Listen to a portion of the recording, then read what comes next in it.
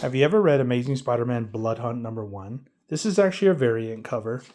Here's the original cover. And I really don't collect a lot of variants. I think out of the thousands of Spider-Man comic books I actually own, I only have a few hundred variants. But the premise of the story, So the comic book was released in July of 2024 and is actually in the middle of a Blood Hunt series, which I don't really do all that crossover stuff.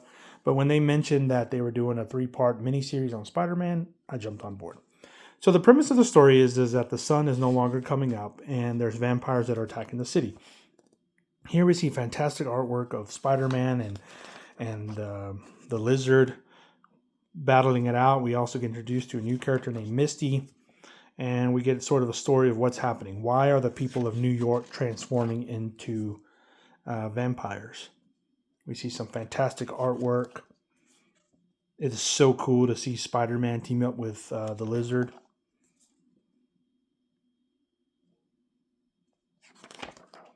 We get a backstory of what's happening, what's causing this, and what they need to do for the next steps. And I always love it because Peter's concerned. Are these people innocent or are these people truly vampires? Only somebody like Spider-Man would ask that question, to whether or not how he handles the situation.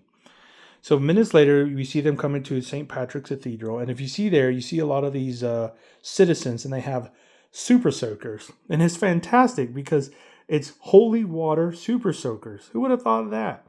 And it's always great to see a Catholic priest in a comic book, and you can kind of see how he's discussing these things about, protecting the people. In fact, it's so cool that she asked the priest to bless Spider-Man's web cartridges, so he shoots out holy web shooters, which is just fantastic. You can't make this stuff up. It's great. And then we see Spider-Man. He does what he does best, trying to figure out a way to save everyone. Then here we see more of what's going on in the background. So we see Morbius. He's tied up. He's really not the person who's trying to do all this. And then we learn later on that this individual is the one trying to start up the hemoglobin. And so it's actually a pretty cool series because then, and there's more there you can read, but it's pretty cool because then later on you'll see how Morbius and Spider-Man and the Lizard all sort of team up. I've enjoyed it. I hope that you'll take a look at it. And thanks for watching. Take care.